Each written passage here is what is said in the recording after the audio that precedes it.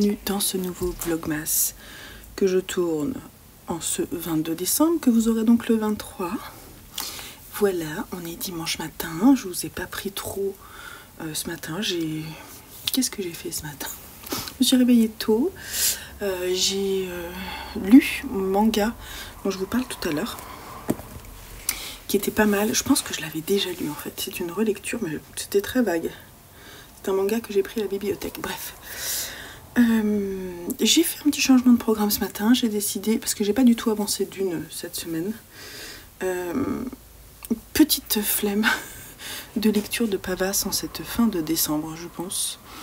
Le 7 jours 7 livres m'a donné vraiment envie de lire des livres plus courts, donc c'est cool. Aujourd'hui, je vous montre ce que je vais lire.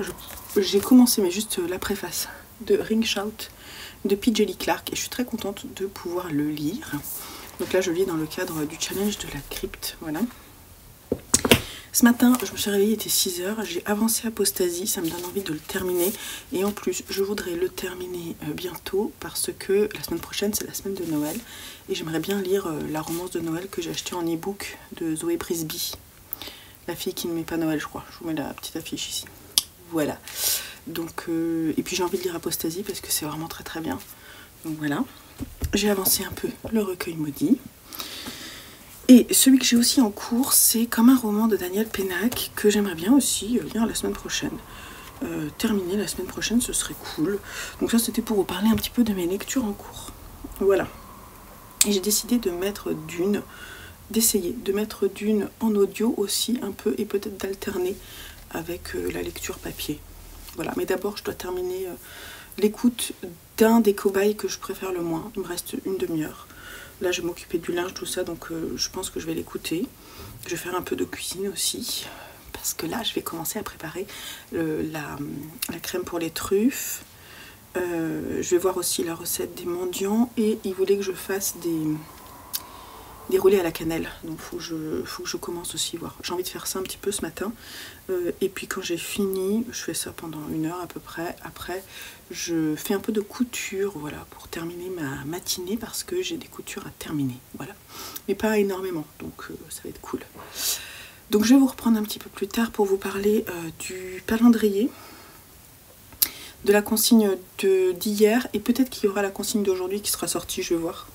J'ai les cheveux un peu crado, en fait je me suis mis un produit sur le cuir chevelu, c'est pour ça. Ils sont pas sales, hein. Et puis voilà. Et puis les 2 romans pour le 25 livres pour 2025. Là j'avoue que je commence à aller au bout du truc. Faut que je réfléchisse, voilà.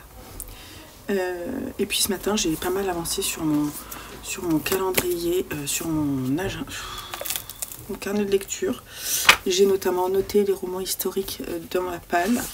J'ai noté également les romans de science-fiction. Et j'ai fait une page fantasy fantastique. Oui, ça part dans tous les sens. Moi j'aime bien, je trouve ça fun quand c'est un peu dans tous les sens. Voilà ce que j'ai fait ce matin. Puis j'ai mis à jour mon cahier. Ici, là, j'ai mis... je vous montrerai de toute façon ce cahier qui se remplit et qui me donne bien envie. J'ai mis en place aussi le tire-livre. J'aimerais vous montrer en fait... c'est pour ça que je veux le sortir peut-être début janvier, parce que je l'ai testé tout ce mois de décembre et ça me plaît beaucoup. Donc je suis contente de le reprendre. Voilà. Et par exemple là, pour le 7 jours 7 livres, ça se passe comme ça. Et jour par jour, je note ce que je lis. Et les petits cœurs, c'est ce que j'ai aimé. Donc je fais vraiment des super lectures cette semaine. Donc c'est cool. Bon allez, petit peu de cuisine et on se retrouve après. Pour la recette des truffes, je la prends dans un cahier de recettes que j'avais quand j'étais enfant, édité chez Fernand Nathan. Et dedans, il y a pas mal de trucs que je réutilise encore. Et regardez comme c'est mignon. J'adorais ce bouquin de recettes et franchement, j'utilise encore. Donc ça, j'ai jamais fait. Ça, j'ai pas fait la recette de la Charlotte au chocolat. Ça, j'utilise la recette pour la pâte de la tarte aux pommes. Ça non plus.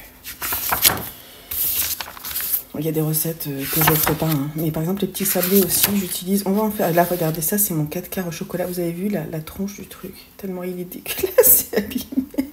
J'adore. Bref. Allez, on retourne au truc. Bon, alors il est 14h30. Je me suis occupée d'empaqueter les cadeaux.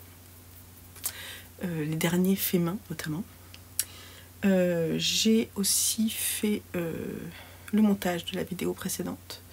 On a mangé, c'était très bon. Et là maintenant je vais ouvrir mes cadeaux. Tout à l'heure, juste après là en fait, je vais tricoter un peu. Et je vais regarder un petit podcast je pense en même temps. Et après on va regarder The Holiday je pense en tricotant. Et ce soir ils continuent, en fait ils sont en train de regarder les garçons la série Dune sur Amazon Prime, que je ne veux pas regarder parce que moi je suis en pleine lecture. D'ailleurs je viens de reprendre là en audio pendant que je m'occupais du linge et c'est vachement bien lu, donc c'est cool. Donc moi j'en suis tout juste là. Mais ça sera cool pendant les vacances, pendant que je ferai des trucs dans la maison, je vais le lire. Il y a quand même beaucoup d'heures, il y a genre 14 heures d'écoute, donc c'est long. Mais moi je veux pas regarder la série qui parle justement des Bene Gesserit sans avoir fini de le lire. Voilà. C'est un peu genre... je suis un peu psychorigide sur des trucs je crois. Et puis de toute façon, mon 7 jours 7 livres, j'ai pas repris mon bouquin, donc je vais le reprendre tout à l'heure après le film. Et voilà, parce qu'on a le temps pendant les vacances. Là, je vais ouvrir mes calendriers de l'Avent avec vous.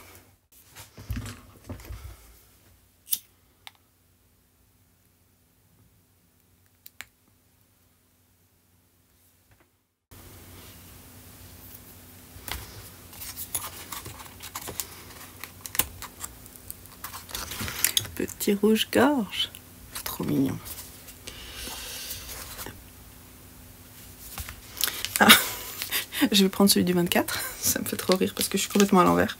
Qui est cinnamon, moringa et ginger. Alors, dites-moi, moringa c'est quoi? C'est quoi moringa? Je ne sais pas. Ça sent trop bon, voilà.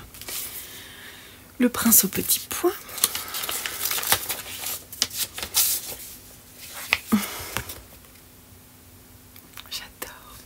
Je vous la mets comme ça. C'est trop beau. C'est trop beau. Franchement, elle a beaucoup de talent. J'aime beaucoup. Voilà, joyeux Noël. J'en ai deux moi. Il y en a deux moi et un de Sylvette. On va commencer par moi.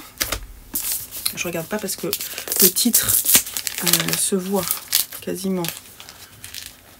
Et je crois que je sais, vu le format, je crois que je sais lequel c'est parce que j'y ai pensé dernièrement. Je dis tiens, il n'est pas encore sorti. J'ai dû me le mettre à la fin parce que c'est un super beau bouquin.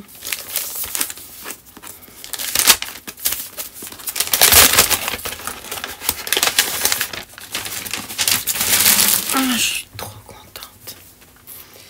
En fait, je l'ai offert l'année dernière à ma belle-sœur qui aime beaucoup les récits féministes. Et quand je l'ai offert, je me suis dit j'ai tellement envie de le lire. Et j'avais pas forcément envie de lui piquer parce que en fait, j'arrête de dire en fait, je pense que je vais surligner des choses dedans. Donc voilà. Donc on est chez l'Iconoclaste.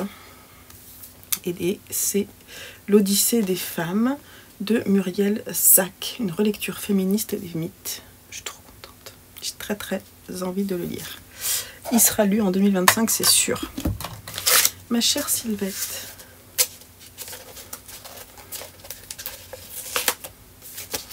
Je vais essayer de ne pas l'abîmer. Ah, il y a un petit mot. L'histoire de cette artiste, Fabienne Verdier, m'avait vraiment intéressée et son œuvre est incroyable et fascinante. Comme son histoire, j'avais envie de partager cela avec toi. Tu sais quoi, je connais pas. Ça me dit vaguement quelque chose, Fabienne Verdier. Passagère du silence, 10 ans d'initiation en Chine. Bah écoute, je ne connais pas là. Je regarde juste s'il n'y a rien qui traîne dedans. Alors,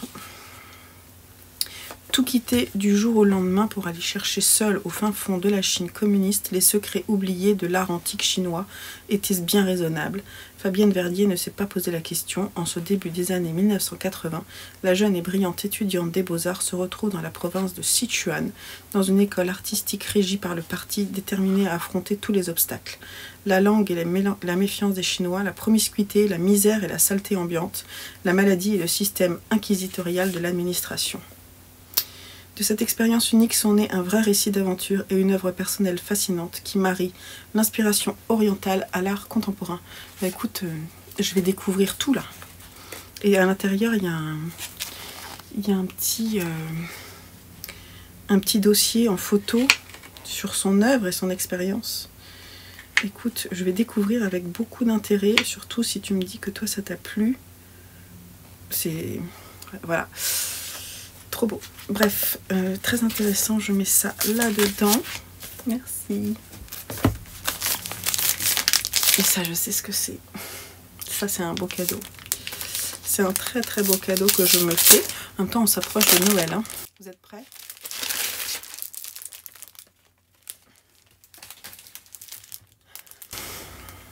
J'aurais pu l'offrir à mes enfants.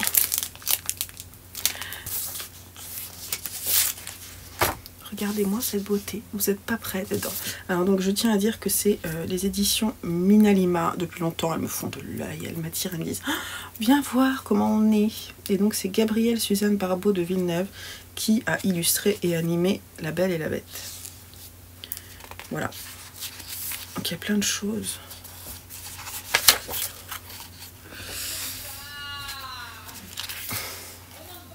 Je veux pas l'ouvrir plus que ça, mais en fait c'est un livre pop-up. Oh là là là là là là. Oh, c'est splendide. Ouais non, je pense qu'il faut que ce soit moi qui le lise. Je leur transmettrai peut-être après quand ils seront plus grands, mais j'ai trop peur qu'ils l'abîment. Donc je vais me faire un plaisir de relire ça. Oh, c'est trop trop beau. Je pense. Alors pourquoi est-ce que j'ai pris ce livre-là? Parce que je n'ai jamais lu le conte initial à l'initiative de... voilà. Il a été écrit en 1740 par Gabrielle Suzanne Barbeau de Villeneuve. Donc moi j'ai jamais lu, j'étais très curieuse de le découvrir. Et dans cette belle édition, je pense que ça va rajouter un plaisir de lecture de fou. Voilà, donc c'est un très beau cadeau que je me fais, puisque bien entendu, il n'est pas d'occasion, il est neuf. Voilà, aujourd'hui c'est presque Noël. Hein, je suis trop contente. Franchement, tous les bouquins que j'ai acquis ce mois-ci, c'est... Oh, ils m'appellent tous, me disant viens lire, viens nous lire, c'est trop cool, viens. Donc je suis prête. Bon, sur ce, je vais vous laisser. Moi, je vais me faire une petite pause tricot. Et ensuite, aller regarder The Holiday. Je pousse un peu mes garçons pour qu'ils le regardent, parce que j'ai trop envie qu'ils découvrent. Ils n'ont pas du tout envie, je tiens à le dire. Moi j'ai trop envie, alors j'espère qu'ils vont quand même regarder avec moi, je vous mettrai quelques images à la fin. Ah bah on n'a pas fait, il faut que je regarde la catégorie du calendrier. J'ai pas regardé, on regarde ensemble, elle a sorti le jour 22, un huis clos dans un hôtel. Bon. Le jour 21, je peux vous dire, est-ce que j'ai mon cahier? Ah non, il est resté là-haut. Je peux vous dire ce que j'ai mis. Attendez, je vais vous mettre les vignettes ici pour la catégorie 21. C'était lire une intégrale. Donc j'ai choisi de pas forcément mettre celle que j'avais déjà mis dans le 25 livres pour 2025. Donc j'ai choisi un roman et un graphique pour pouvoir switcher si j'y arrive pas. Donc en graphique, j'ai choisi de mettre Petite Forêt, qui est une intégrale, de Daisuke Igarashi, parce que Daisuke Igarashi, c'est lui qui a fait Les Enfants de la Mer, que j'ai adoré cette année. Donc j'avais envie de découvrir autre chose de lui, et je suis trop contente. Et l'autre, c'est La Citadelle des Ombres. Donc en fait, c'est la première intégrale de la deuxième époque de l'Assassin Royal de Robin Hobb que j'ai dans ma pile à lire. Et voilà, c'est une intégrale puisque ça rassemble 2 ou 3 tomes, je sais plus. Voilà, de toute façon il va être lu celui-là, c'est sûr. Voilà, alors par contre pour le huis clos, dans un hôtel, est-ce que j'ai des livres avec des hôtels? Je vais regarder. Je suis en train de chercher sur Babelio avec le hashtag parce que j'ai aucune idée de ce que j'ai. Donc je fais défiler, qu'est-ce que j'ai? En fait c'est dommage parce que cette année j'ai lu, d'ailleurs je peux vous le conseiller, c'est Un hôtel à Paris qui est une série de ah, je vais y arriver. Une série de nouvelles, un recueil de nouvelles plus précisément. Et du coup, voilà, d'ailleurs il est recommandé sur Babelio, il est noté 4,59. Moi j'ai pas aimé la dernière, je crois qu'il y a 4 ou 5 nouvelles dedans. J'ai pas aimé la dernière, mais les précédentes sont très bonnes. Donc je vous le conseille sur le sujet. D'ailleurs, je sais pas si j'ai mis sur Babelio que je l'avais lu. Qu'est-ce qu'il y a d'autre? Je pense aussi, et d'ailleurs il est dans cette liste, à 3 fois dès l'aube d'Alessandro Barrico. Pépite aussi, ça se passe dans un hôtel à chaque fois. Et ce sont plusieurs histoires de femmes. Donc faut pas hésiter à lire cette petite pépite. Mais moi je l'ai déjà lu. Allez, encore une petite page. Qu'est-ce qu'il y a d'autre? Je suis pas sûre de trouver. Hein. Des livres qui se passent dans un hôtel. Propose Sodome et Gomorrhe de Marcel Proust. Bon, je l'ai pas. Mais c'est peut-être bien. Bon, bah j'ai fait le tour. Alors de 5 pages sur Abellio, j'ai pas envie d'aller forcément plus loin. Bon, je pense que j'ai pas grand chose. Et l'idée c'est pas d'aller acheter des bouquins parce que forcément j'en vois. Il y a un truc qui me chafouine, mais en fait je me dis peut-être qu'effectivement il y a un hôtel là-dedans.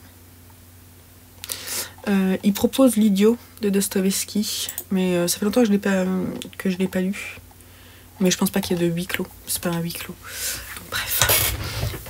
Si vous avez des recours, peut-être que j'ai ça dans ma pile à lire. Sinon, j'irai voir tout à l'heure dans ma pile à lire, vraiment, parce que là, mon compagnon est en train de se reposer, donc je vais pas aller trifouiller dans la chambre où il dort. Et puis, bah, c'est pas grave. Hein. Sinon, bah voilà, j'ai pas du tout d'idée. Aidez-moi, au secours, je vais aller peut-être faire une recherche. Qu'est-ce que ça pourrait être? Bref, je vais réfléchir. Sinon, pour le 25 livres pour 2025, je vais peut-être vous reprendre tout à l'heure, je pense, au moment où je vais aller bouquiner tranquillou.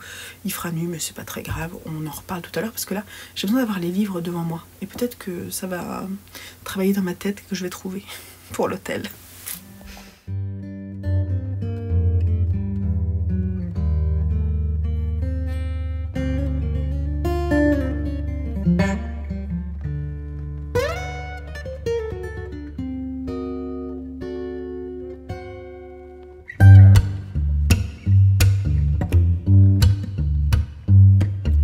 Recherche des 2 livres pour le 25 livres pour 2025. C'est parti.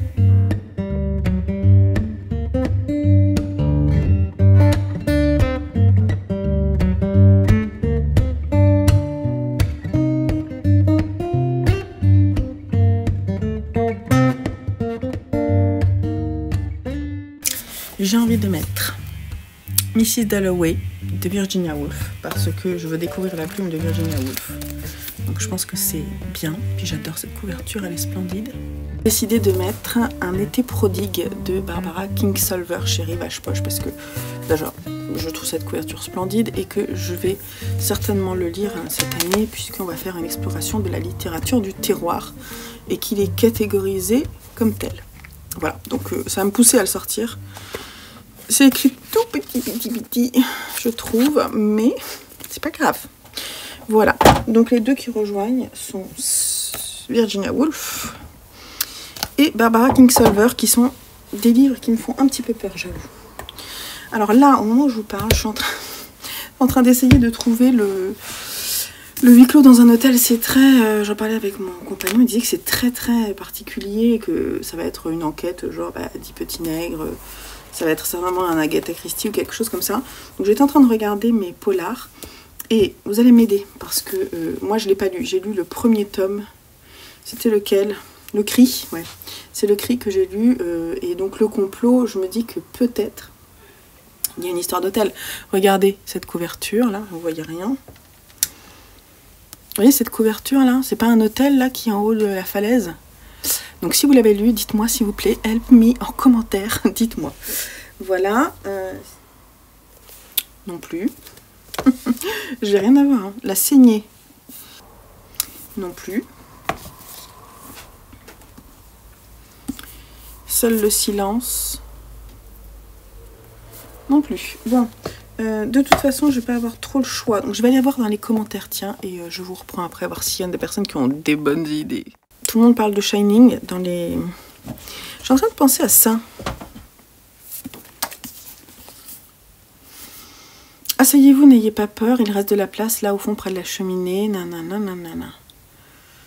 La nuit est tombée, les marmites sont vidées, laissez-vous aller, fermez les yeux. Juste. Moi je pense... Ça se passe dans le château... Non. Je pense que l'histoire se raconte dans une auberge.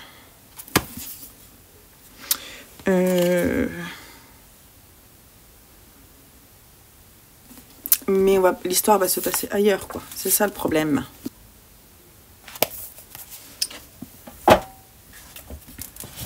Je pourrais peut-être regarder dans les BD.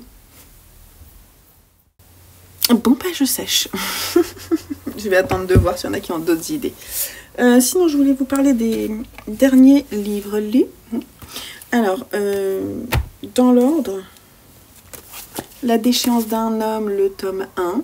Dans cette superbe édition, là, on est chez Delcourt Tonkam, de Junji Ito, une adaptation d'un roman de Osamu Dazai, qui me donne, j'ai envie de la lire en fait, quand je lis le manga. C'était vachement bien. C'est vraiment la déchéance d'un homme. Donc on parle... ça commence avec une scène de suicide en couple. Une femme appelle un homme maître et ils boivent un coup. Ils boivent un coup pour oublier.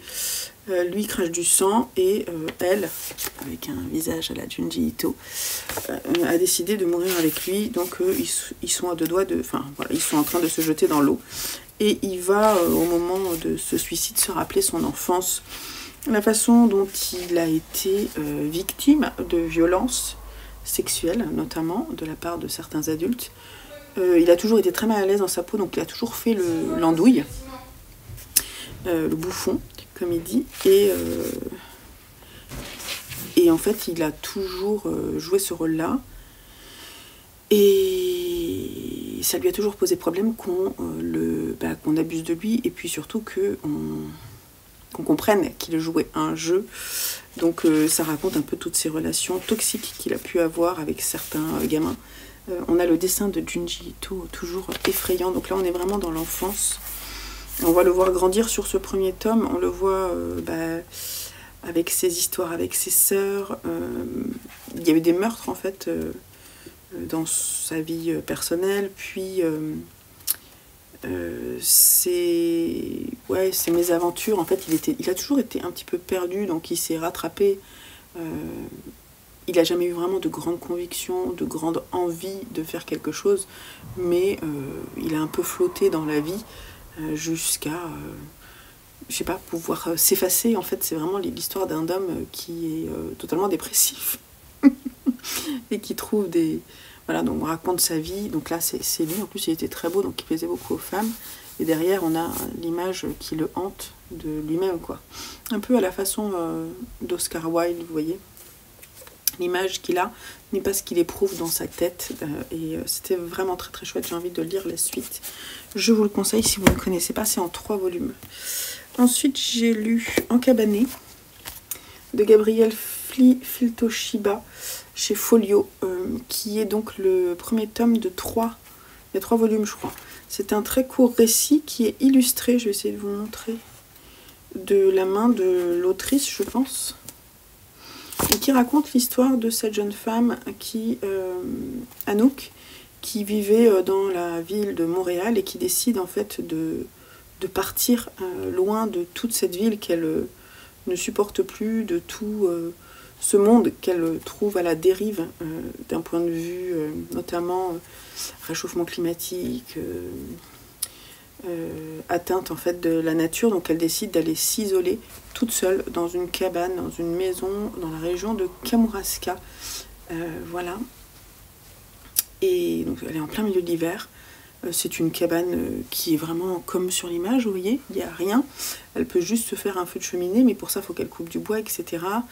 Pour avoir de l'eau, il faut qu'elle aille à la rivière quand celle-ci n'est pas glacée. Bref, elle se retrouve vraiment face aux éléments. Et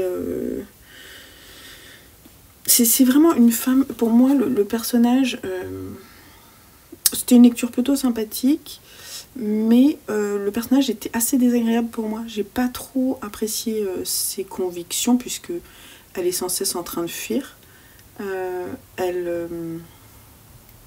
Elle écrit en fait une sorte de journal où elle fait des listes, mais alors pas des listes de choses à faire, hein. Par exemple, liste numéro 115. Mes 3 souhaits au génie de la lampe. Des bûches qui brûlent jusqu'à l'aube. Une robe de nuit en peau d'ours polaire. Robin des Bois qui cogne à ma porte. Et puis, alors, chose assez improbable, il y a une histoire avec une personne qui arrive dans la cabane. Et j'y ai pas du tout cru. J'ai trouvé que le personnage principal était... il y avait des facilités, vous voyez, de scénaristique, en fait, on y croyait. Moi, j'y croyais pas trop. Hein. J'ai pas tout cru. Je sais pas trop comment dire. Oui, j'ai pas cru à l'histoire. J'ai pas cru à ce qui se passe aussi à la fin, parce qu'il y a une rencontre, à la survie de cette femme. Ses idées, j'étais pas tout à fait d'accord avec elle. Et voilà. Donc, moyen. C'était pas mal écrit, donc ça, c'est lui quand même très bien. Mais je lirai pas la suite. Ensuite, j'ai lu Une femme en contre-jour de Gaël Josse qui m'a été offert par Manu. Je te fais des bisous. Bah écoute, t'as touché en plein mille parce que plein dans le mille parce que j'ai adoré. J'ai adoré. Je lui mets 18 sur 20.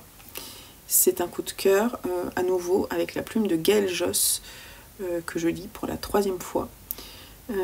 J'ai lu ces nouvelles qui m'avaient vraiment touché en plein cœur. Là, j'ai trouvé ça passionnant. Donc en fait, elle va raconter l'histoire de Viviane Mayer en partant d'abord de la découverte qui a été faite de façon posthume de toutes ses photos, de toute sa vie, des archives de sa vie, etc. De savoir qui elle était. Donc elle raconte comment un homme lambda est tombé dans un héritage ou comme ça, sur ces cartons, ces centaines de cartons remplis de photos tirées ou pas tirées d'ailleurs, donc pas développées, de cette femme qui a totalement disparu. On la voit en fait aussi au tout début du récit, en fin de vie, quand elle est assez vieille, je crois qu'elle avait 70 ans, quelque chose comme ça, et qu'elle a perdu un peu la tête. Et elle a été mise dans une maison de repos par 3 jeunes garçons dont elle s'occupait quand elle était enfant, puisque c'était une femme qui était nurse. Voilà. Et puis en fait, on va comprendre qui était Viviane Mayer. Du moins, elle va nous donner des pistes pour comprendre la vie de cette femme hors du commun qui en fait n'a jamais osé pousser la porte d'une agence de photos pour montrer son travail et a toujours vécu sa vie avec un appareil photo dans la main. Donc elle faisait beaucoup de portraits. Pendant que je vous parle, je voudrais vous montrer quelques images parce que du coup je suis allée naviguer un petit peu. Elle faisait des portraits de rue, beaucoup. Elle photographiait beaucoup les personnes qui étaient un peu dans la misère, les exclus, les gens différents, etc. On ne sait pas trop si elle demandait l'autorisation, si c'était des photos volées ou non. Mais elle avait vraiment l'art de capturer l'instant, parce que vraiment c'était des photos avec un réflexe, quoi. Elle avait je ne sais pas ce qu'elle a là, si elle a un Kodak. Bon bref, c'était des 6.6 et donc de l'argentique. Donc les photos qu'elle a faites, moi je trouve ça assez incroyable. Et ce que j'aime beaucoup, et d'ailleurs la couverture est aussi très intéressante, ce sont ses autoportraits, où elle ne se met jamais en avant comme une femme belle, etc. C'est plutôt une recherche du sens de l'image super intéressante. Et Gaël Josse, en fait, elle s'est retrouvée, elle l'explique à la fin, dans une postface assez longue par rapport à la taille du livre, où elle dit que vraiment, elle s'est identifiée à cette femme, toujours en quête de sens, en fait, sans cesse dresser des portraits, faire des portraits, pour essayer de toucher une sorte d'inaccessible espoir. Donc moi j'ai trouvé qu'elle avait écrit ça de façon